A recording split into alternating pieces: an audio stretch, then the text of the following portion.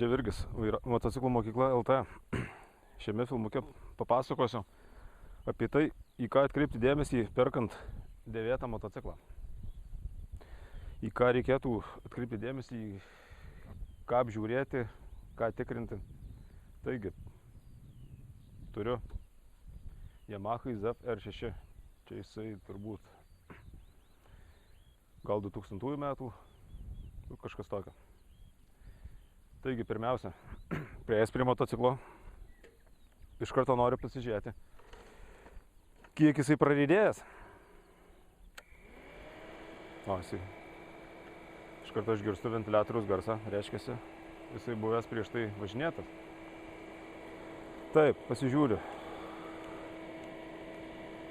Taip, pas jį 24 000 km rida. Kaip sportiniam motociklui, tai yra gan nemažai. Tai yra tokia, pagal mano praktiką, tai yra tokia kaip ir riba jam išeiti į pensiją.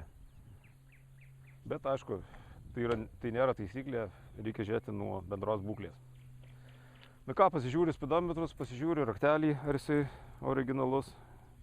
Šitas motociklas dar tais metais dar nebuvo immobilizerio, tai čia nėra jokių viduj čipų vadinamų.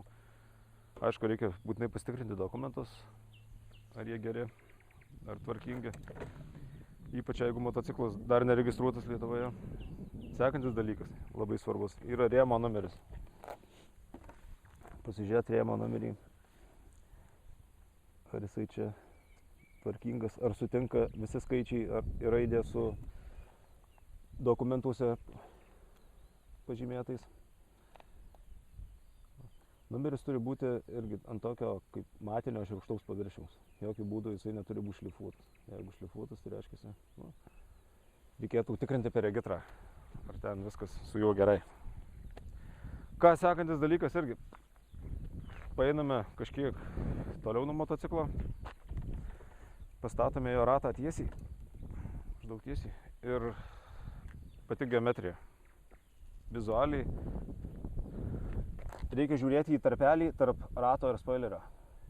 Jisai dabar kažkur apie 2 pirštai, tai yra normalu.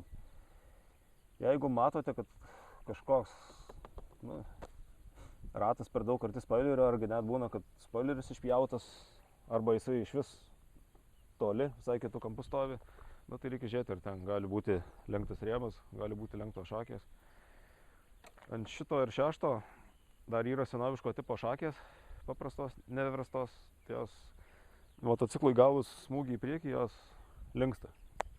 Naujos šakės tos upside downai, verstos vadinamos. Jos yra tvirtos, tvirtesnės už šitas ir labai dažnai linkstinė šakės, o rėmas. Taip, rėmas irgi apžiūrimas toks, tarkim, jeigu jisai kažkada būtų buvęs plyšęs ir bandytas sutvarkyti arba sutvarkytas, tai turėtų matytis, kad kažkokios taisymo žymės, tai ten arba siūlė kitokia, arba kažkoks šlifavimo palikti dalykai ir virinimo, bet, čia jau ant pardavėjų sąžinės tie dalykai krenta.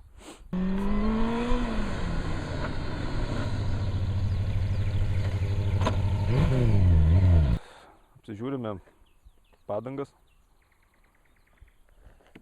Pagal padangas matome iš karto, kaip su motociklu buvo važinėta.